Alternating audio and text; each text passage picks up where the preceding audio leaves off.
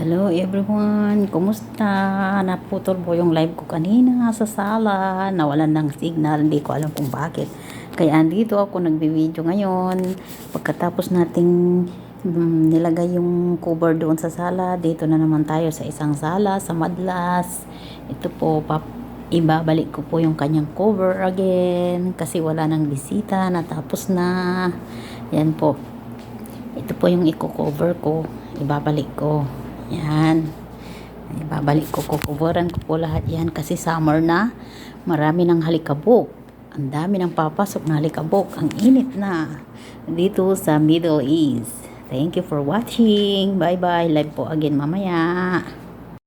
Tingnan nyo po yung trabaho namin, mga OFW dito sa ibang bansa. Hindi biro ang mag-ibang bansa.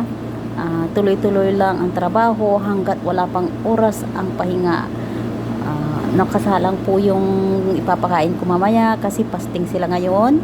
Nandoon po pagising ng umaga, mag-aalmusal, maghuhugas ng kung ano yung marumi na ginamit nila sa gabi, tapos maglilinis, magluluto, habang nagluluto, naglilinis, pagkatapos maglinis.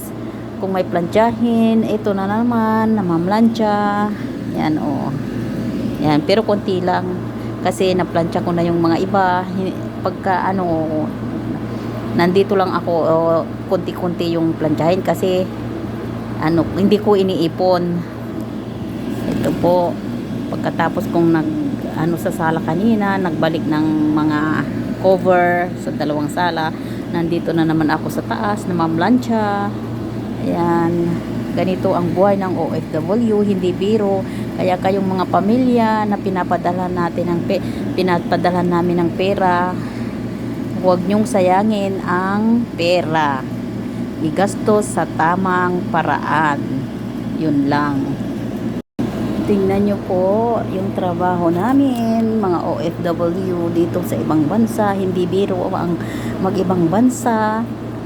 Tuloy-tuloy lang ang trabaho hanggat wala pang oras ang pahinga. Nakasalang po yung ipapakain ko mamaya kasi fasting sila ngayon.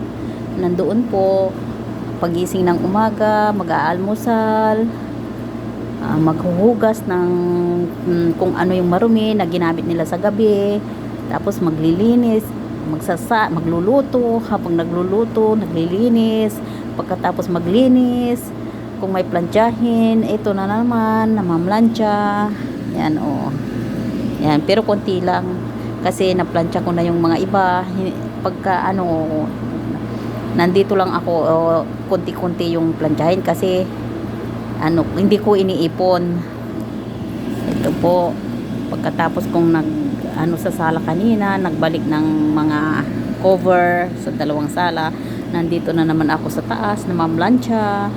Ayan, ganito ang buhay ng OFW, hindi biro. Kaya kayong mga pamilya na pinapadala namin ng pera, huwag nyong sayangin ang pera. Igastos sa tamang paraan. Yun lang.